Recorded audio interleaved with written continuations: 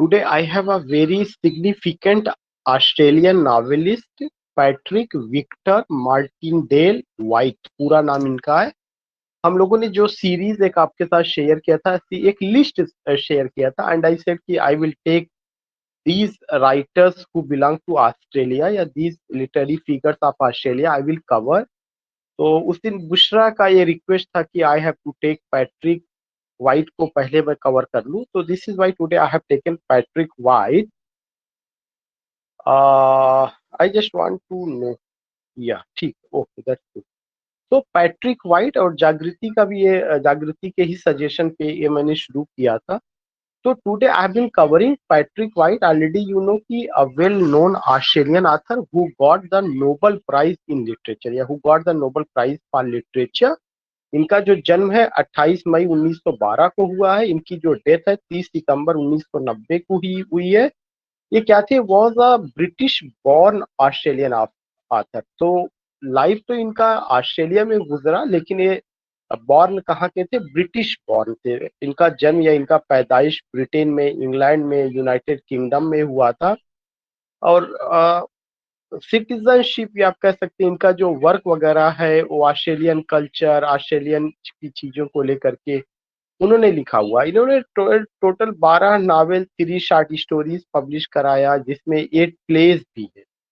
3 short stories collection है और 8 pledge है। तो एक एट अ ग्लांस में we can just get it here कि Patrick Victor Martindale White was born on 28 मई 1912। 28 मई 1912 को इनका जन्म हुआ है। 30 सितंबर 1990 को इनकी मौत हुई है। He was a British born Australian writer, जिन्होंने 12 नावल लिखा। शॉर्ट स्टोरी कलेक्शन इनका 3 रहा है और 8 उनका ड्रामा रहा। ये सारा काम उन्होंने 1935 से 1987 के बीच में किया हुआ है।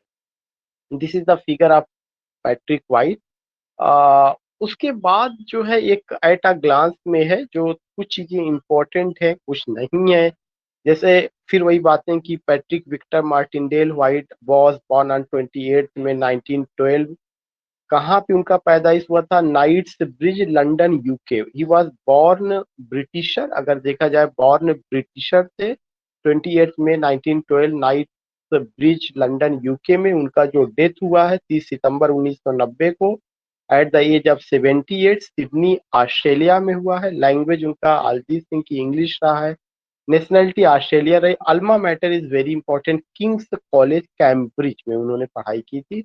Oxford and Cambridge, these are the two prestigious universities of UK, except it so many universities are in England, but ज्यादातर जो राइटर्स हैं, चाहे वो यूनिवर्सिटी विट्स की बात की जाएगी या उसके पहले भी, तो ऑक्सफोर्ड एंड कैम्ब्रिज का बात लगातार चलती है। तो अल्मा मेटर इनका किंग्स कॉलेज कैम्ब्रिज रहा है। 1935 से 1987 के बीच में इनका पीरियड था राइटिंग का। इनके जो वक्त हैं वो हम लोग बाद में बात करेंगे। नोटेबल अवार्ड्स में इनको जो मिला है, माइल्स फ्रैंकलिन अवार्ड 2 बार मिला हुआ, 1957 में और 1961 में मिला हुआ है miles Franklin award. L S gold medal award 3 बार मिला है, 1941 में, 1955 में, 1965 में। ऑस्ट्रेलियन ऑफ द ईयर इनको 1973 में मिला। जो सबसे इम्पोर्टेंट है वो कौन सा है, Nobel prize in literature. He got Nobel prize in literature in 1973। इनके जो पार्टनर थे that was Manoly Lascaris. It means that he was a homosexual, he was a homosexual. तो इन्होंने ही डिडेंट मैरी या he was not interested in opposite sex, but he was interested in same sex. और इनके जो life partner बने थे that was the Manoly Lascaris. 1941 से 1990 तक इनके साथ हो रहे थे। इसके बारे में भी अभी मैं आपको डिटेल में बताऊंगा कि कैसे फ्रेंडशिप हुई थी। इनका मिलिट्री करियर भी रहा है, खास करके सेकेंड वर्ल्ड वॉर में इन्होंने अपना एयरफोर्स में जा करके जो है अपनी सर्विस दी, और यूनाइटेड किंगडम से जुड़ करके रॉयल एयरफोर्स में 40 से 45 तक वर्ल्ड वॉर सेकेंड में। सो अगर इसमें से जितने पॉइंट बताए गए, एक तो हर राइटर का कब पैदा हुए, कब मरे, उसका एक क्रोनोलॉजिकल ऑर्डर हम सबको बनाना चाहिए या बना के रखना चाहिए। सेकेंड इंपॉर्टेंट पॉइंट ये आता है कि as we know कि he was a born Britisher but gave his services as a literary figure. He is recognized as an Australian novelist. All these things we have to remember. Alma mater हो गया उनका, जो award है 1973 का Nobel prize, वो important है। बाकी और अवार्ड की भी बात है, माइल्स फ्रैंकलिन अवार्ड 1957 61 में, एएलएस गोल्ड मेडल 3 बार, 41 में, 55 में, 65 में, ऑस्ट्रेलियन ऑफ द ईयर 1973 में, नोबेल प्राइज इन लिटरेचर 1973 में। पार्टनर उनके जो थे, मैंने डिस्कस किया कि he was a homosexual, he does not have any, या he was not interested in opposite sex, जो है उनका कोई वो नहीं था, तो मैनुअली उनके लास्ट कार्ड बने हुए थे। This was. अब इसमें एक चीज ये कुछ ये आती है कि जब उन्होंने एपिक वो लिखा, नोबेल प्राइज उनको मिला, तो किस लिए, उन्होंने क्या नया किया हुआ था, उसको लेकर के एक क्वेश्चन बनता है, जिसकी वजह से एक छोटा सा मैंने पैसेज लिया हुआ है। White's fiction implies humor, florid prose, shifting narrative vantage points and stream of consciousness technique। उन्होंने अपने नॉवेल में नैरेटिव वेंटेज पॉइंट्स का यूज किया है, नैरेटिव वेंटेज पॉइंट्स का और स्ट्रीम ऑफ कॉन्शसनेस टेक्निक का। वी ऑल नो कि जो स्ट्रीम ऑफ कॉन्शसनेस टेक्निक है, ये पहली बार 1890 ईस्वी में इस फ्रेज का यूज किया गया। किसके द्वारा यूज किया गया था? James Joyce, not James Joyce, William James ने इसका यूज किया था, और उनके भाई हेनरी जेम्स एक वेल नोन नॉवलिस्ट थे। विलियम जेम्स ने अपनी किताब प्रिंसिपल्स ऑफ साइकोलॉजी में इस शब्द का यूज किया था। किसमें? प्रिंसिपल्स ऑफ साइकोलॉजी में, PSYCHOLOGY, प्रिंसिपल्स ऑफ साइकोलॉजी में इन्होंने इसका यूज किया। तो इन 1973 इसी टेक्निक का, नैरेटिव वेंटेज पॉइंट्स और स्ट्रीम ऑफ कॉन्शसनेस टेक्निक के लिए his overall contribution in literature, उनका जो ओवरऑल कंट्रीब्यूशन लिटरेचर में था, उसके लिए उनको नोबेल प्राइज दिया गया for an epic and psychological narrative. और उनका जो नैरेटिव था वह कैसे था? एपिक और साइकोलॉजिकल नैरेटिव था। जो जो नैरेटिव वेंटेज पॉइंट है, यह एपिक नैरेटिव है, और जो स्ट्रीम ऑफ कॉन्शसनेस है, यह साइकोलॉजिकल नैरेटिव है। तो ये दो तरह का नरेशन उन्होंने रखा हुआ था। जागृति इज राइटिंग की वॉइस इज ब्रेकिंग, क्या सबके लिए आवाज का प्रॉब्लम आ रही है? You can drop message quickly, are you getting my point clearly or not? Rima is writing it's clear sir. Writing clear, Shweta, अच्छा इसका मतलब क्लियर है। मुझे लगता है जागृति की तरफ से कुछ प्रॉब्लम है। So we are getting what कि he has what, he got Nobel Prize in Literature in 1973 for using the two narratives. The number one narratives, narrative vantage points and stream of consciousness technique। जो narrative vantage point है वो कैसा है? epic narrative है। और जो आपका stream of consciousness technique है, ये psychological narrative है, which has introduced a new continent in literature। और एक तरह से एक नए continent, एक नए subject matter को introduce किया गया literature में। As it says in the Swedish Academy citation, the only Australian to have been awarded the prize। वो केवल पहले ऑस्ट्रेलियन, केवल पहले नहीं, अभी तक वो केवल एक ऑस्ट्रेलियन है जिनको नोबेल प्राइज मिला हुआ। So the only Australian to have been awarded the prize. White was also White was also the inaugural recipient of the Miles of Franklin Award। इनको माइल्स फ्रैंकलिन अवार्ड अभी हम लोगों ने discuss किया था, 2 बार मिला हुआ है। तो पैट्रिक व्हाइट का as a writer, as a gainer of the award, ये थोड़ा सा बात की गई है कि उनको नोबेल प्राइज 1973 में मिला। माइल्स फ्रैंकलिन अवार्ड उनको 2 बार मिला। All this things we have to remember. उनके जो नावल हैं वो ध्यान में रखना है, उनका क्रोनोलॉजिकल ऑर्डर तैयार करके ही रखना है। उनके नावल में हैप्पी वैली 1939 में आया है, the living and the dead 1941 में आया है, द आंट्स स्टोरी 1948 में, द ट्री ऑफ मैन 1955 में, वॉज 1957 में, राइडर्स इन द चैरियट 1961 में, द सॉलिड मांडाला 1966 में, द वीवी सेक्टर 1970 में, the I of the storm 1973 में, अ फ्रिंज ऑफ लीव्स 1976 में, द ट्वी बॉर्न अफेयर 1979 में, मीमोयर्स ऑफ मेनी इन वन 1986 में, द हैंगिंग गार्डन इनका अनफिनिश्ड पॉस्थ्यूमस नावल था जो उनके मरने के बाद, ये चीज ध्यान में रखना कि द हैंगिंग गार्डन उनका अनफिनिश्ड और पॉस्थ्यूमस नावल है जो उनके मरने के बाद पब्लिश हुआ है. So it's a list with its chronology as the novelist या his contribution in the field of novel जो इतना है, इतना सारा ध्यान में रखना होगा. इसकी डेट भी रखनी भी, खास करके पहला लास्ट वाला और ऑल दिस. उनका जो शॉर्ट स्टोरी कलेक्शन है वो क्या है? The burnt ones 1964, the cockatoos, the cockatoos 1974, 387. So it's the collection of short story.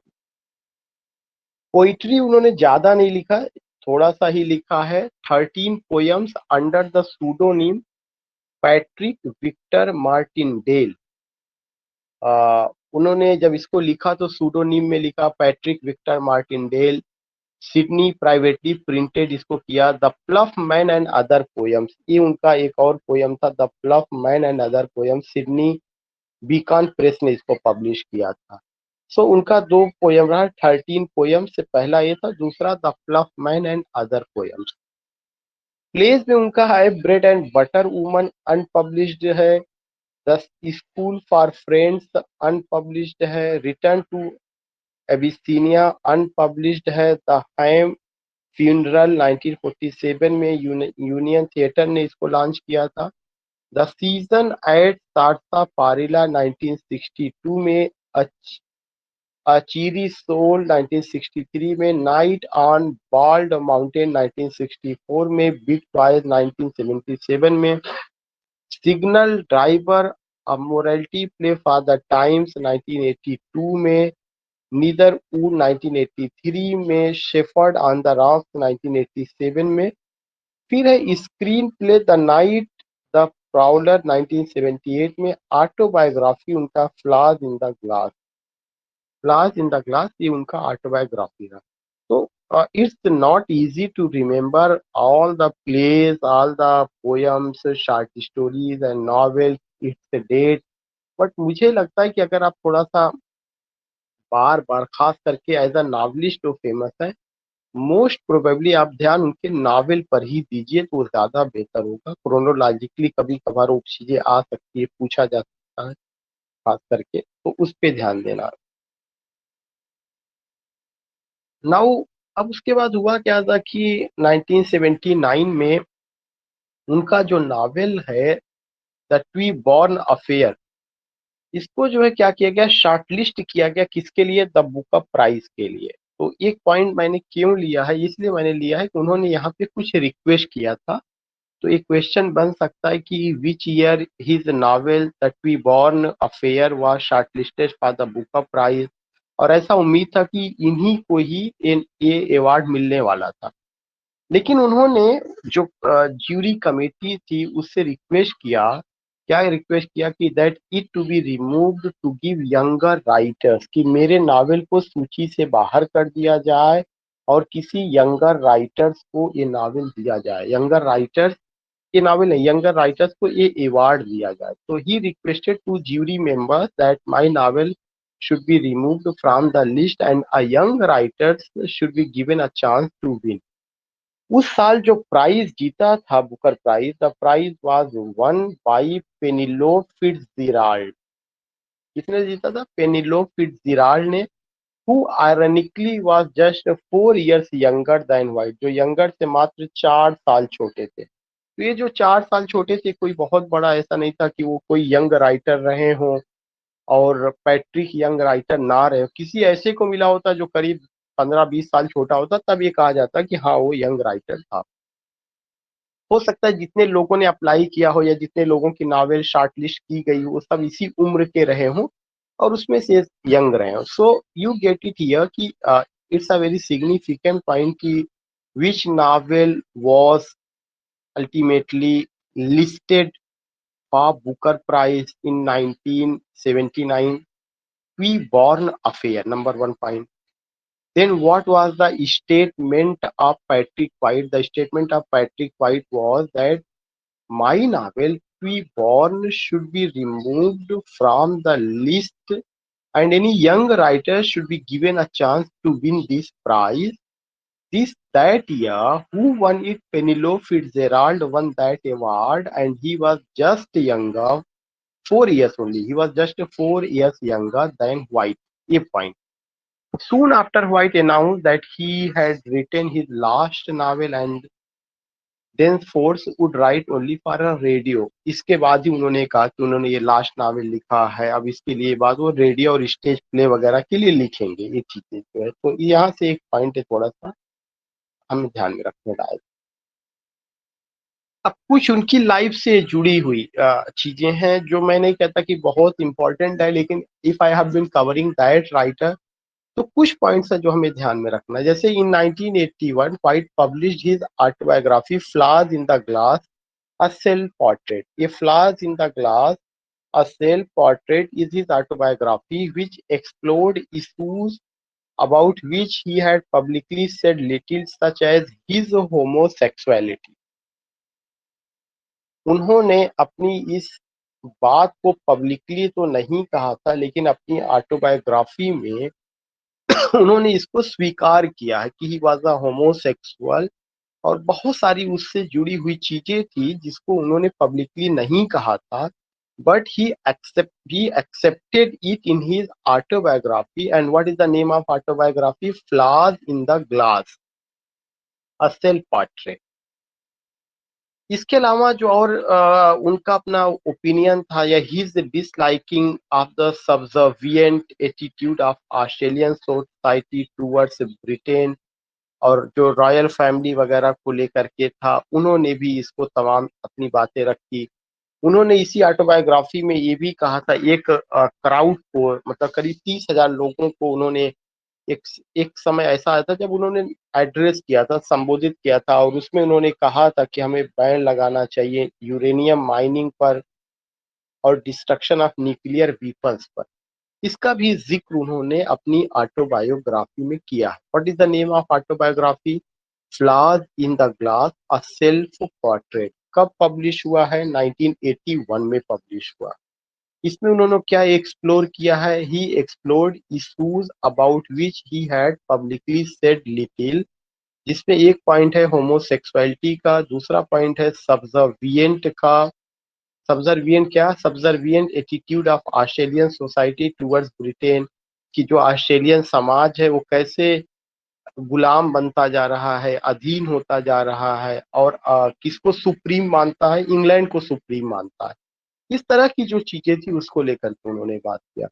इसके अलावा he addressed most probably 30,000 people and said that की बैन ऑन यूरेनियम माइनिंग और for the destruction of nuclear weapons. तो ये पूरा कोई रटने वाली चीज नहीं, बस उनका ऑटोबायोग्राफी क्या क्या क्या उन्होंने बात बताई। 1986 में उनका एक लास्ट नावल आता है, Memoirs of Many in One. Memoirs of Many in One उनका 1986 में एक लास्ट नावल। 1986 में White released one last novel, Memoirs of Many in One, but it was published under the pen name Alex Xenophon Demiurgian Gray। तो एक चीज, एक question ये जरूर बनता है कि उनका एक लास्ट नावल 1986 में आया था, मीमोयर्स ऑफ मेनी इन वन, लेकिन ये उनके ओरिजिनल नेम से ना पब्लिश हो करके उनके पेन नेम से पब्लिश हुआ था, और पेन नेम क्या था? अलेक्स जीनोफॉन डेमी डेम या Demirjian Gray. Because I didn't use चश्मा तो थोड़ा सा वो हो रहा। Demirjian Gray. White with named as editor. In the same year, was turned into an opera. उसी साल वो opera side में भी in the sense कि ड्रामा वगैरह लिखना शुरू कर रहे हैं. was उनके एक दोस्त थे, वो थे. was turned into an opera with music by Richard Minale and the libretto adopted. ये उतना ज्यादा नहीं है. यहाँ से आप ये देखिएगा कि एक वो था जिसका परफॉर्म किया जाना था, एक ओपेरा था, उसमें क्वीन एलिजाबेथ सेकेंड को इनवाइट किया गया था. इनको भी इनवाइट किया गया था एडिलेड फेस्टिवल ऑफ आर्ट्स में, लेकिन इन्होंने वहां जाने से मना कर दिया और कहा कि मैं उनके साथ नहीं देखूंगा. क्वीन एलिजाबेथ के साथ ऐसा लगता है कि इनका डिप्लोमेट जो रिलेशन था या उस चीज को लाइक नहीं करते थे, तो ये कोई पॉइंट नहीं बनता है. लेकिन उनका ऑटोबायोग्राफी से संबंधित इंफॉर्मेशन बनता है. उनका जो एक last novel Memoirs of Many in One, जो pen name Alex Xenophon Demirjian Gray के नाम से पब्लिश हुआ, वो एक पॉइंट बनता है. उसके बाद एक घटना 1987 की 1987, White wrote three uneasy pieces which incorporated his musings on aging and society's efforts to achieve aesthetic perfection. एक नॉवेल उन्होंने और लिखा. I am not using the word novel, कि उन्होंने एक वर्क और लिखा था, थ्री अनईजी पीसेज उन्होंने लिखा, जिसमें उन्होंने म्यूजिंग वगैरह को और म्यूजिक का असर जो है एजिंग और सोसाइटी पर क्या पड़ता है उसको लेकर के उन्होंने बात किया. और डेविड मार फिनिश्ड. इनके जो ऑटोबायोग्राफर हैं, नॉट ऑटोबायोग्राफर, बायोग्राफर, ये क्वेश्चन एक बन सकता है. इनके जो बायोग्राफर हैं उनका नाम है डेविड मार, DAVID, डेविड MARR. डेविड मार ने उनके ऊपर बायोग्राफी लिखा और कंप्लीट किया कब? जुलाई 1990 में. तो उनका जो टाइम है 90 तक का, या इस तरह की चीजें, और हमें कई चीजें समझ में आई कि उन्होंने अपनी autobiography flaws in the glass के नाम से लिखा, जिसमें होमोसेक्सुअलिटी को लेके बात की, बैन ऑन यूरेनियम पर, डिस्ट्रक्शन ऑफ न्यूक्लियर वीपन्स की उन्होंने बात की.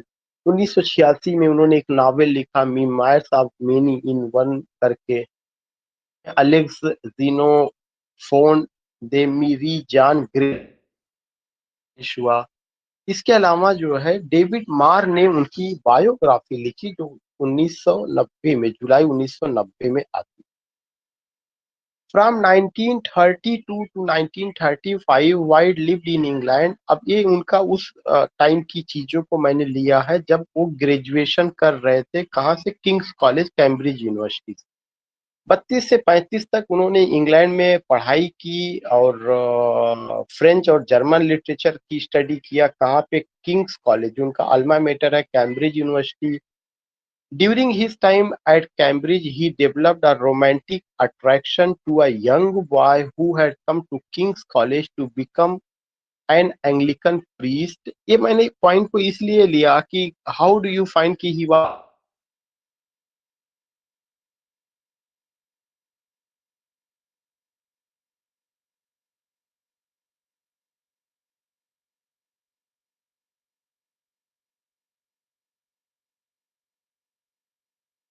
just a drop message quickly. Are you getting my voice?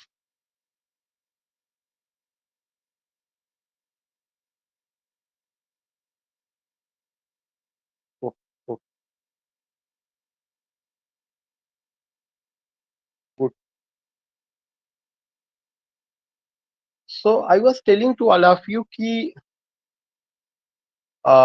from 1932 to 1935 white lived in England studying. ये सब कैम्ब्रिज कॉलेज में और कैम्ब्रिज यूनिवर्सिटी, किंग्स कॉलेज में उनका एक यंग मैन के साथ उनका अट्रैक्शन हुआ. और you will get the name, अभी आगे आएगा वो चीजें. तो इस पॉइंट को लिया गया कि how do we come to know that he was a homosexual. Had come to King's College to become an Anglican. वो आया था एंग्लिकन प्रीस्ट बनने के लिए.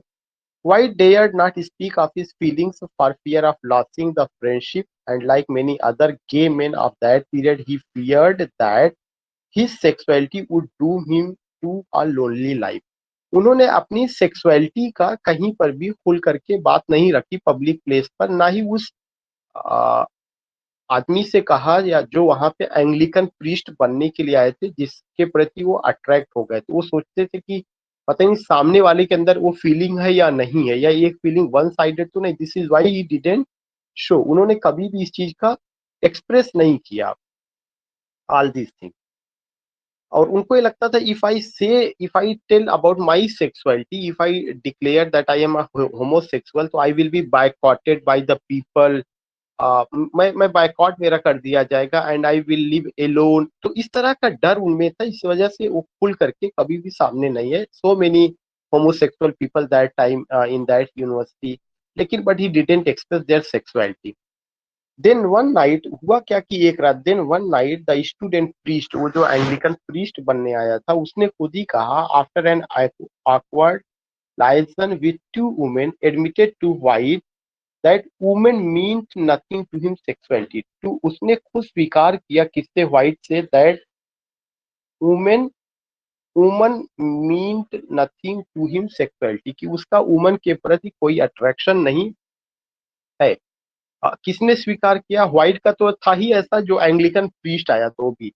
उसके बाद ये सुन करके that became first love affair, और ये जो है पहला व्हाइट का लव अफेयर, जो सेम सेक्स रिलेशनशिप रहा है, सेम सेक्स लव, ये पहला वो चीज होता है।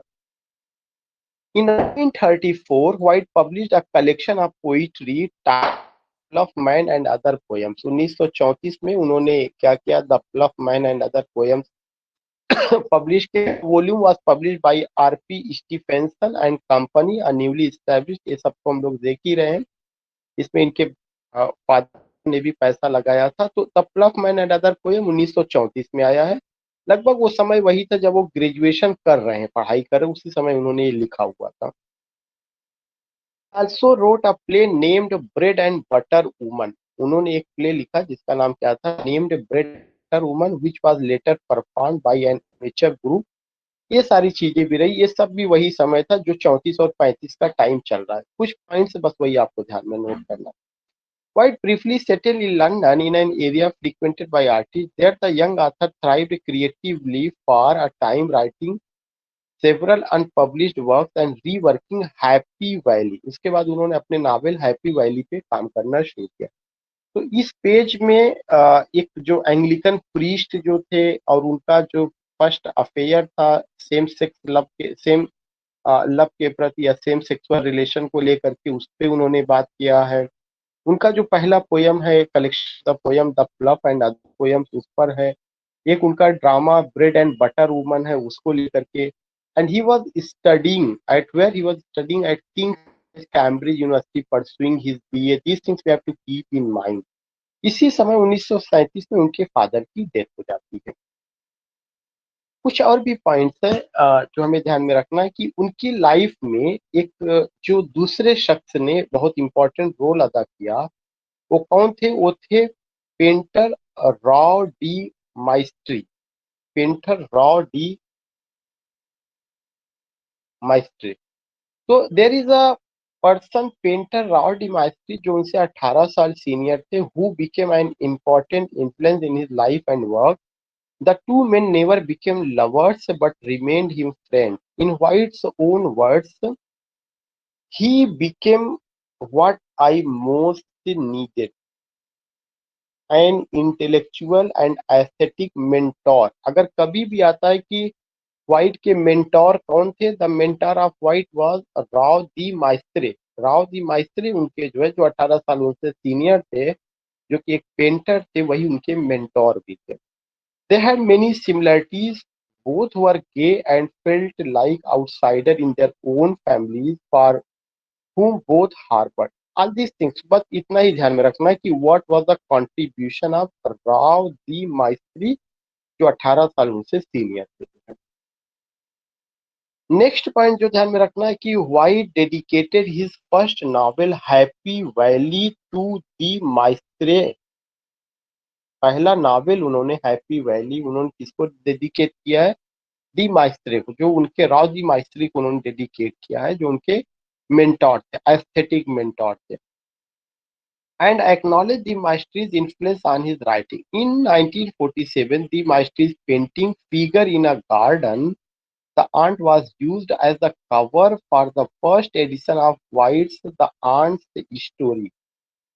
और जो व्हाइट माइत्रे थे उनकी जो पेंटिंग थी यह एक कवर पेज के रूप में यूज की गई है उनका अपने वर्क द आंट्स स्टोरी जो कलेक्शन ऑफ हो रहा है शॉर्ट स्टोरी रहा White bought many of the Maestre's paintings, all of which in 1974 he gave to the Art Gallery of New South Wales.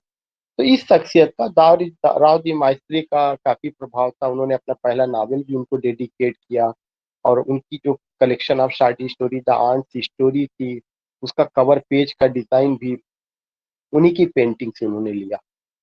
उसके बाद क्या होता है, toward the end of the 1930 white spend in the United States including Cape Cod, Massachusetts and New York city, ये सब चीजें रही हैं। और यहीं पर जो है एक उन्होंने वर्क लिखा the living and the dead. और उस समय वर्ल्ड वार सेकेंड शुरू हो जाता है, वो रॉयल एयर फोर्स को ज्वाइन कर लेते हैं, अपनी सर्विस देते हैं इजिप्ट में, पैलेस्टीन में और तमाम जगहों पर। इतना बस आपको समझना, ये पॉइंट इसलिए लिया गया, अभी ये उनके सेक्सुअलिटी से ये भी पॉइंट जुड़ा हुआ है। इनकी मुलाकात उस पर्सन से होती जो उनका जो है लाइफ पार्टनर बनता है इसी समय।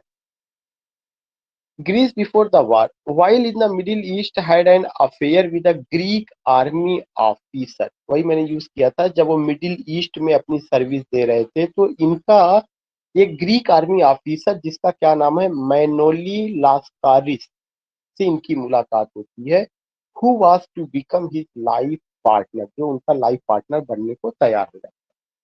So this name we have to remember. White and Lascaris lived together in Cairo, Cairo मिस्र में उसकी राजधानी, वहां पे कायरा में वो करीब 6 साल तक थे before moving 1948 to a small farm purchase by White at Castle Hill. फिर बाद में वो लोग कहाँ पे चले जाते हैं, कैसल हिल में चले जाते हैं, now a Sydney suburb by then semi rural. He named the house Dogwoods, उन्होंने अपने घर का नाम डॉगवुड्स रखा था after trees he planted there. They lived for 18 years, वे वहां पे 18 साल थे, selling flowers, vegetables, milk and cream as well as pedigree puppies. After the death of White's mother in 1963 they moved into a large house Highbury in Centennial park. तो कुछ नहीं, ये तो ठीक है, घर में यहाँ से वहां गए, ये घर खरीदे वो घर खरीदे, उसका इम्पोर्टेंस नहीं है, बल्कि who became his life partner Manoly Lascaris बने हैं, जो कि एक ग्रीक आर्मी ऑफिसर थे। और जब मिडिल ईस्ट में ये दोनों लोग अपनी service during second world war दे रहे थे तभी एक दूसरे के नजदीक आए हुए थे। एक कुछ उनके घर को लेकर के है और उनका अपना ओपिनियन क्या था जब उनको नोबेल प्राइज मिला, तो उन्होंने जो स्वीडिश एकेडमी है उस पर भी क्वेश्चन मार्क किया, उसको लेके लिखा गया है। His name had sometimes been mentioned as a contender for the Nobel Prize in Literature. 1917 में after losing the Alexander Solzhenitsyn, he wrote to a friend that Nobel prize, ये उनका स्टेटमेंट देखिएगा नोबल प्राइज को लेकर क्या है, that Nobel prize I hope I never hear it mentioned again, I certainly don't want it, the machinery behind it seems a bit dirty when we thought that only applied to Australian award। देखिए उन्होंने एक चीज एक कहा कि Nobel prize को जो देने वाली एजेंसी है, जो मशीनरी है, वो डर्टी है, वो सब अच्छे नहीं है, इसलिए मैं नोबेल प्राइज को दोबारा नहीं लेना चाहूंगा, ना मैं उसके लिए अप्लाई करूंगा। फिर ये तो ठीक है, उन्होंने ये सब चीजें की। आगे उन्होंने ये बात किया है कि and it would embarrass me to be held up to the world as an Australian writer when apart from the accident of blood I feel I am temperamentally a cosmopolitan Londoner. और ये उन्होंने लिखा कि 1978 में जब उन्होंने White did accept the Nobel prize, तो उनको जो नोबेल प्राइज मिला किसके लिए, for an epic and psychological narrative art. दो तरह का नरेशन उन्होंने यूज किया है, एपिक नरेशन और psychological narrative art, which has introduced a new continent into literature. और जो जो है एक तरह से लिटरेचर में एक नए कॉन्टिनेंट का यूज करना है। His cause was said to have been championed by a Scandinavian diplomat resident in Australia. So जितना इम्पोर्टेंट पॉइंट था उनसे रिलेटेड वो हम लोगों ने कवर कर लिया। उसमें 1973 में उनको जो नोबेल प्राइज मिला, his contribution in literature as a whole. लेकिन दो तरह की नैरेटिव उन्होंने यूज किया, epic and psychological narrative art उन्होंने यूज किया नावल में, जिसने एक नए कॉन्टिनेंट को जन्म दिया, थीम को जन्म दिया। एक चीज है। और उनका जो ओपिनियन था, जो मशीनरी नोबेल प्राइज के पीछे काम करती थी उसको लेकर के उनका ओपिनियन बहुत अच्छा नहीं था। एक चीज मैंने ये बताया। दूसरा चीज मैंने बताया कि who became his life partner because he was homosexual, he has no interest against opposite sex, he was interested in same sex love and same sex marriages. तो मैनोली लास्कारिस उनका जो है, जो ग्रीक आर्मी ऑफिसर थे, वो उनके क्या बने, लाइफ पार्टनर बने। इसको लेके मैंने जिक्र किया। फिर मैंने आपको बताया कि उनकी लाइफ को प्रभावित करने में एक पेंटर थे जिनका नाम राव दी माइस्त्रे था, उनका जिक्र मैंने किया। मैंने आपको कुछ उनके वर्क को बताया कि उनका पहला नावल हैप्पी वैली भी राव दी माइस्त्री को डेडिकेटेड है। और राव दी माइस्त्री का एक पेंटिंग था जिसका नाम था figure in the garden, figure in a garden, वो उनके शॉर्ट स्टोरी का कवर पेज बनता है, ये मैंने बताया। फिर मैंने बताया कि उनका एक नावल है the living and the dead, वो उन्होंने लिखा ड्यूरिंग सेकेंड वर्ल्ड वॉर। उसके पहले मैंने आपको ये बताया था कैम्ब्रिज यूनिवर्सिटी में जब वो किंग्स कॉलेज में पढ़ाई कर रहे थे तो उनको का अट्रैक्शन एक बॉय के प्रति हुआ था, या यंग मैन के प्रति, जो कैम्ब्रिज यूनिवर्सिटी में स्टडी करने के लिए आया था, and he wants to be Anglican priest. और उनके साथ उनका वो पहला अफेयर था। उनका पोयम का collection the ploughman and other poems को लेकर के बात हुई है। उनका एक प्ले है ब्रेड एंड बटर वुमन को लेकर के बात हुई है। और उनका वर्क हैप्पी वैली को लेकर के बात हुई थी, इन सब लोगों ने बात किया है। फिर इसमें जो उनका autobiography flies in the glass को लेकर के बात हुआ है। और ये बात हुआ कि उनका एक नावल मीमायर्स ऑफ मेनी इवन, जो लास्ट नावल था वो निक नेम से अलेक्स अलेक्स जीनोफॉन्ट डेमरीजियान ग्रे के नाम से पब्लिश हुआ था। उनके जो बायोग्राफर डेविड मार है उसको लेकर के बात हुआ। फिर बात हुई बुकर प्राइज को लेकर के जो उनको दिया गया था। और ये सब उनका प्लेस का लिस्ट है, पोइट्री का लिस्ट है, ऑटोबायोग्राफी का, नॉवेल्स का लिस्ट है। एंड हम लोगों ने बात किया था कि उन्होंने जो टेक्निक यूज किया है, नैरेटिव, वांटेज पॉइंट और स्टीम ऑफ कॉन्शसनेस टेक्निक उन्होंने यूज किया हुआ था। हम लोगों ने बात किया था इस पे जो है। तो ये उनकी लाइफ का था, and I think that you have enjoyed. We will meet tomorrow, कल हम लोग जो है मुलाकात। ठीक है, थैंक यू।